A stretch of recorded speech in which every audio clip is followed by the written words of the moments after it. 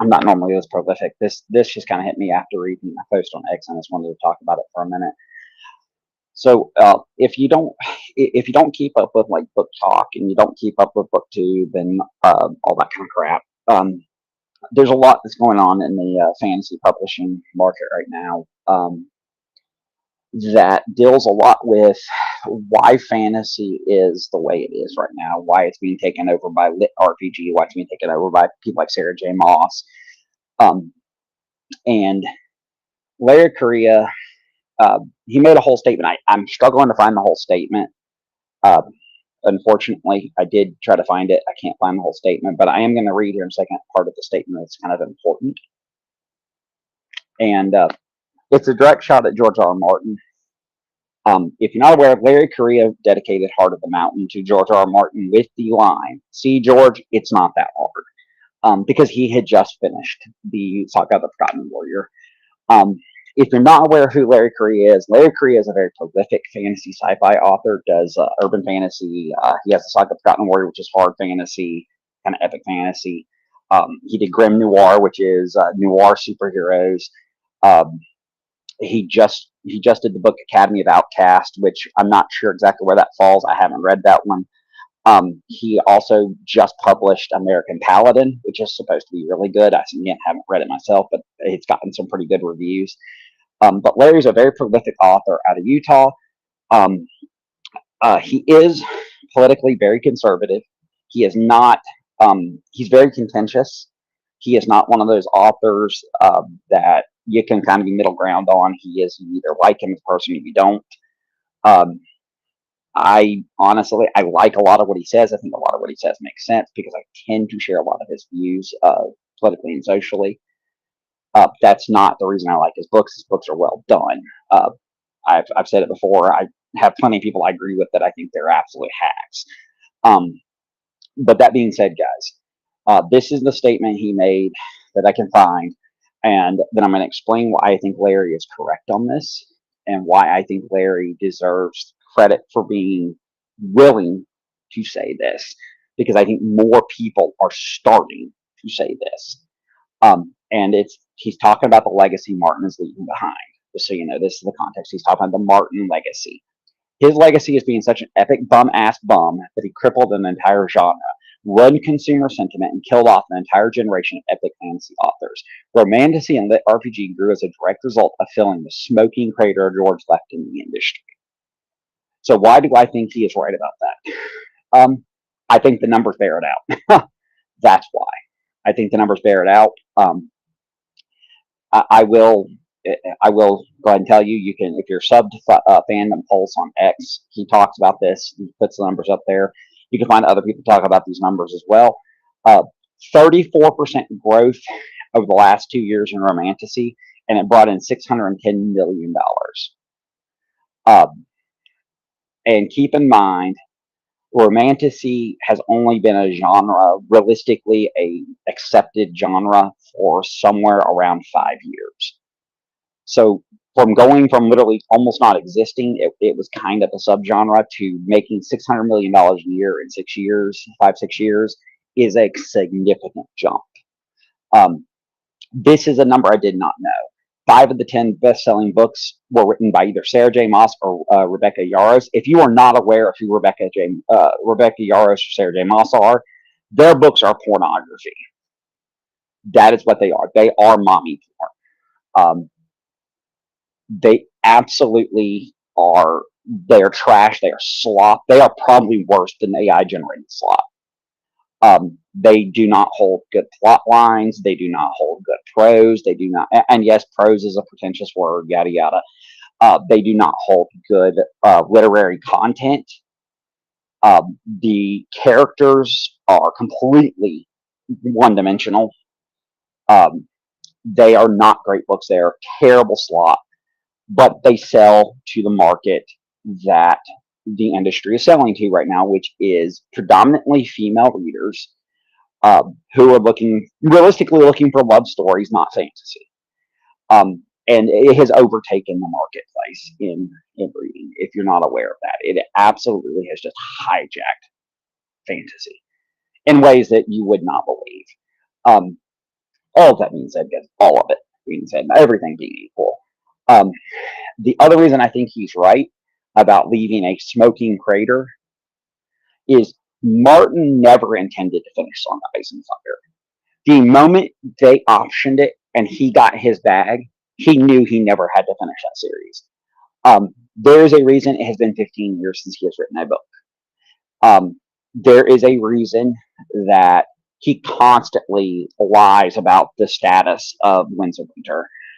There's a reason he's antagonistic when he's cornered at conventions and places like that about the release of Winds of Winter. He never intended, once he got his bag, to complete his series. And what he did is he inverted fantasy on its head and destroyed uh, the classical hero's journey tropes, which isn't always a bad thing. Sometimes it's good to invert and to subvert those tropes. But he completely inverted fantasy and destroyed epic fantasy as we understood it.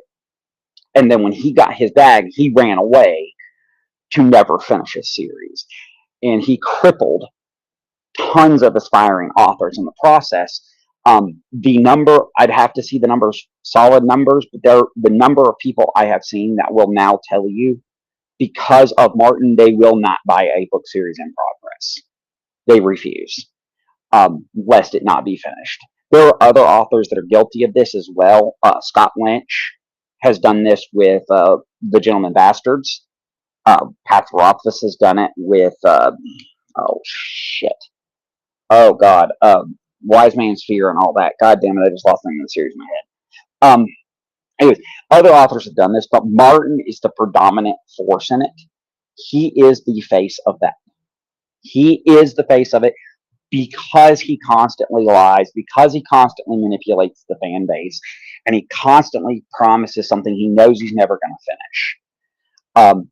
And furthermore, I don't think he has the foresight or the his ego is too big to allow somebody else to come in behind him to finish it if he were to pass away or something. Um, I don't think he would do what Robert Jordan did when he knew he was dying, which is immediately begin the process of laying in plans that I don't finish this. I want my wife and Tor Books to find an author to finish it, which we all know led to Brandon Sanderson finishing Wheel of Time, which a lot of people really appreciate the end of Wheel of Time. They feel like Brandon Sanderson treated it with a lot of respect. There were some issues with the way he handled it, but overall, Wheel of Time was finished very well. It was finished off of his notes and his writings.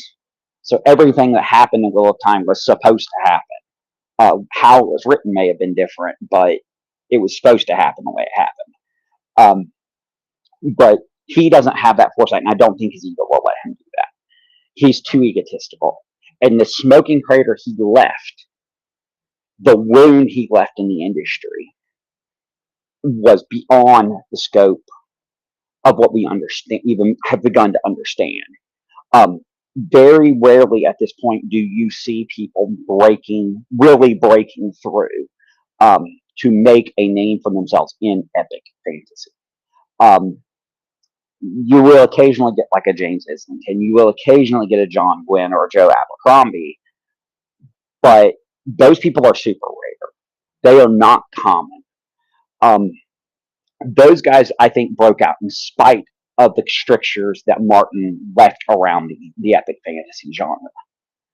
I think that their books are so well crafted, so well designed, they're so well written that people discovered them, realized they were worth the time, and really gave them the attention they deserved.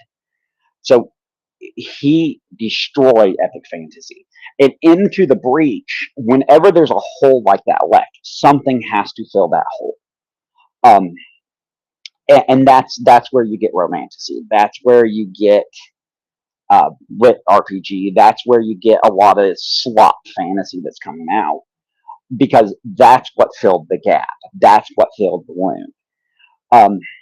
You got Sarah J. Maas directly because once Martin left the smoking crater, the industry at the time was already beginning to kind of shift a little bit to being more female centric, anyways. which isn't necessarily. I'm not going to get into the good or bad of being, male or female centric, whatever. That's a whole argument in and of itself. But they had already become a little more female centric. They went full bore female centric and began handing out contracts to these authors who overnight literally became sensations. And they didn't become sensations because their books were good. They became sensations because the industry propped them up, and then BookTube and BookTok carried that weight. Um, the destruction that that is left behind because of Martin is incalculable. Um, if today authors such as Tad Williams were to try to break out, they probably would not break out. At least not with a major publisher. They would probably have to use smaller independent publishers or regional publishers to begin the process of breaking out. Because people don't trust fantasy authors, epic fantasy authors anymore. They just don't. And it's unfair, it is a little unfair to simply blame Martin, but it doesn't make Larry Corriea wrong that Martin is predominantly responsible for it. He started the process, and other people followed in those footsteps. Other authors did the same things he did. It has gotten to be a joke among serious fantasy readers with the inversion and subversion of epic tropes. The villain is really the good guy kind of trope, and there are no good guys in fantasy, all that kind of stuff. That only works if it's not routine. The reason that, for example, Joe Abercrombie's First Law trilogy works, even though his characters are kind of bastards, is that he wrote a series of books where he inverted the reality of epic fantasy, where the characters were kind of crappy people, but as the books go along, they kind of have to become good guys. They don't get a choice. They don't stay morally gray. A good example of a character like that, and he's very contentious in history because of the first book. Anyone who's read the books, knows about the books, knows what I'm talking about. But Thomas Covenant would be a great example of that type of character. Thomas Covenant is a complete bastard throughout all the books, all 6 books. Thomas Covenant is not a good character, like personality-wise. He's a terrible human being, but he accomplishes great things. Again, if you know who Thomas Covenant is, if you read Lord Fowlsbane, if you know about Lord Fowlsbane, you know the big issue with Lord Fowlsbane.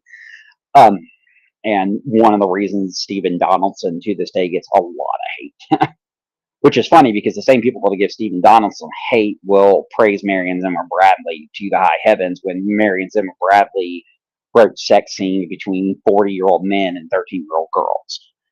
And she was married to a pedophile, and if you read her daughter's book, yeah, that's all I'm going to say about that. But that's what happened. And then on top of all of this stuff, on top of the damage he did by being the kind of particular kind of bum he is, he also damaged fantasy in other ways. He shit all over classic authors. He shit all over Tolkien, Lewis. He pissed all over everybody that came before him. He routinely talks poorly about Robert Jordan. While there are problems with those book series, Tolkien, for example, writes in a very elevated language. Can be very hard to understand at times. Very much wrote like what he was, which was a linguistics professor.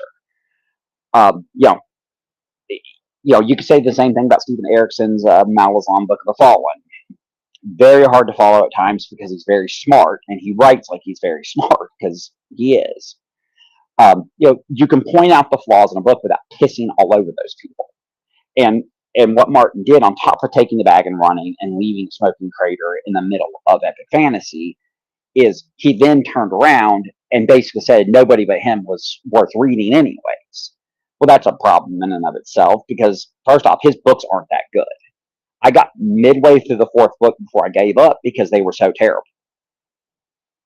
They're not well written. The characters are not likable. There's no redeeming parts of their characters. Um, rape, rape, gratuitous sex, graphic violence, all those things are predominant in Martin's writings, uh, even when they're not needed, which is another wound he left. Because again, a lot of epic fantasy authors, uh, think Robert Jordan, think Tad Williams, think Robin Hobb, uh, even Terry Brooks, who, like him or hate him, has written a lot in the Shannara world. Uh, never, never used those tropes in that way.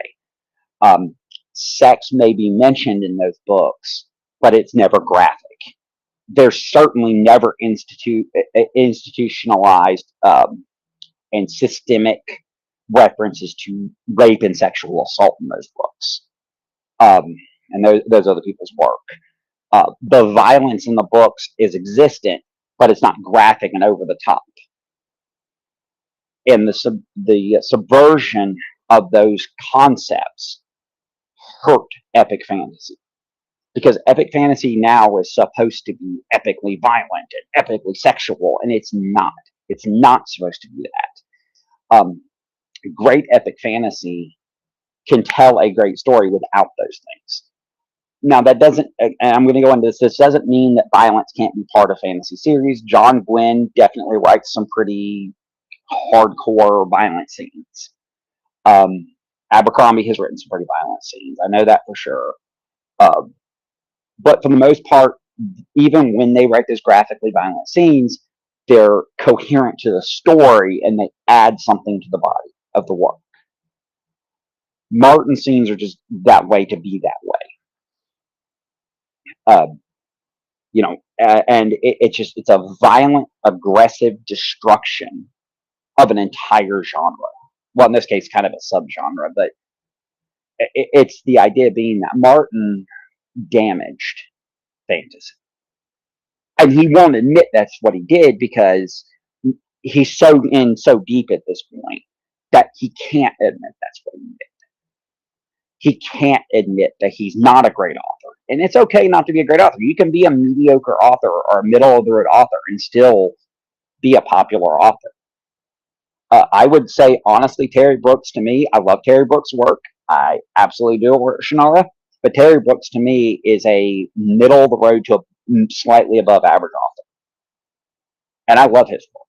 E.E. Knight is middle of the road to above average, as far as I'm concerned. I've read better sci-fi, I've read worse. So the idea being that the question that I ask, in the description, is Larry right? Which is the question people are asking.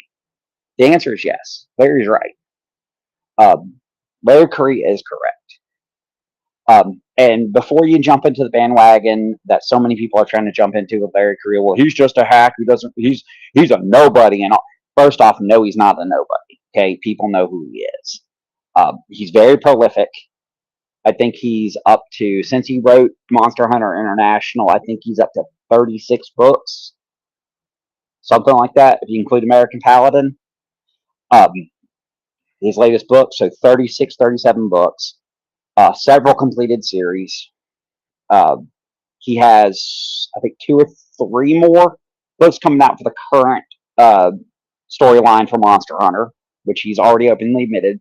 Owen's Zastiva Pitt's story is coming to a close in the next couple of books. He's already said that.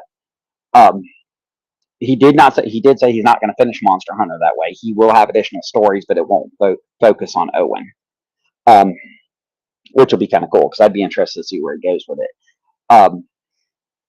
But the guy's well known, and if you don't know his story, he's a nobody who just wants to climb on the back of greats. No, he doesn't. If you don't know his story is actually very intriguing. In that Larry Corriea got his start, so he submitted Monster Hunter to several publishers and was turned down multiple times. So he self-published it. He self-published MHI, the original MHI book. Bain Books discovered it, bought the rights to it, and signed him to a contract to write MHI. Um, and things basically took off from there for him. He would later, like I said, he'd later go on and write the Grim Noir, and he'd write some other book series. He'd write the Monster Hunter Memoirs books and all that stuff. And there's too many books to list. But the guy's a self-made fantasy, uh, known fantasy author. He didn't get a boost from an HBO series. He didn't get a boost because he's published through Tor. He didn't get a boost because he's in bed with the New York publishers. He's published through a relatively smaller book house in Bain. I think he's working with another group now. The guys that published American Paladin are a different group. I don't remember the name. But he doesn't work with big publishing houses. So the guy is really self-made. So when this guy is saying something like this, he's not talking out of his butt. He is saying this as somebody who had to work hard to break into the industry. He knows what it takes to break into the industry. He knows what the industry looks like. He knows. He's there every day. So the next time if you see this kind of flare up, if you're a heavy duty fantasy reader, if you're a heavy duty, book lover, and you see this stuff flare up, no, this is actually becoming commonplace. People are starting to turn against George R. R. Martin. They're starting to realize what he is. It has taken us 10 years, but people are starting to realize he's really kind of a bum. And guys, if you want my suggestion and you're looking for great epic fantasy, I've mentioned a couple of names. And I'll throw a couple more out there. They're not. I don't know if I would consider them epic fantasy, but they're definitely great fantasy. So I've already mentioned James Islington, both with the what's the name of that stupid man? He's got the first. I lost the name of the series in my head. Both of them. He wrote the Shadow of What Was Lost series. I can't remember the name of that stinking series right now. Good lord! And then he has the book series that starts with the Strength of the Many. Or The Will of the Many. And both book series are really good. You have John Gwynn, he wrote tons of great books. He's written several series. I think he's up to 3 or 4 completed series, and he's starting the new one. I think comes out in October. The new one does. You have Joe Abercrombie, which particularly First Law is amazing. All of his books in that world are amazing. Those are 3 really good ones. Mark Lawrence, the Prince of Thorns series was incredible. Absolutely adore that series. These are, by the way, these guys that have published in the last 10 to 15 years. So just so you know, they published basically since Game of Thrones became popular and became kind of mainstream. You have Mark Lawrence, not the strongest series, but I really enjoyed the way it read, which is The Wings of War by Bryce O'Connor. Fairly competent book series. Not great, but very passable fantasy series. Those are 5 modern authors. You want to get into the past. Honestly, anything by Tad Williams, whether it be Shell Chaser's Song, whether it be Memory, Sorrow, and Thorn, any of his Austin Ard books are simply. I just finished Memory, Sorrow, and Thorn. I cannot recommend Memory, Sorrow, and Thorn enough. Robin Hobb's Realm of the Elderlings is just incredible fantasy. You have Lyson Hickman's books, and not just the Dragonlance stuff. You had Deathgate. You have Deathgate. You had Dark Sword was okay. Again, not their strongest work, but pretty good little series. They've written several series that are really decent. You have Dragon Riders of Pern. You have Earthsea by Ursula K. Le Guin. Guys, I cannot recommend these other authors to you enough. And if you find a fantasy epic series from a small author and it is worth reading, guys, do yourself a favor and really pump that series to your friends. That is the only way that epic fantasy is going to recover. My personal goal will be going forward will be to destroy romantasy. I want it to go away. I hate mommy porn, I think it's disgusting. I think it has no place in fantasy. It belongs on the adult bookshelf, the adult books, not fantasy. It is absolute trash. It's not well written.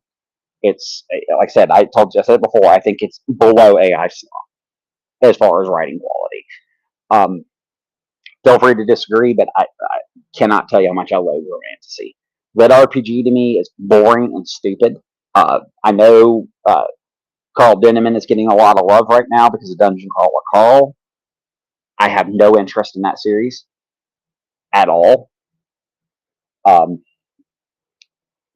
there are tons though of great authors out there if you're willing to look. But guys, if you find a small publisher publishing a great fantasy epic, really pump it out to your friends. Even if it's old, that's the only way that this one's going to be healed. It's the only way that people are going to realize that there still are great authors out there. There are still people doing the good work. There are still people writing good books and great and wonderful stories. It does not have to start. Does not have to stop. I'm sorry. Does not have to stop with the destruction that has been wrought by these people that got their bag and ran. I do hope to see Scott Lynch come back to Gentlemen Bastards. Will he? Don't know.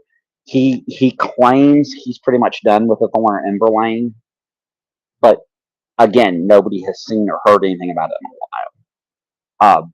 You occasionally see stuff pop up about it, but nothing is solid about it. But guys, just keep looking for those books, keep looking for those authors, and remember, guys, don't hero worship these people that have just proven to be just terrible people.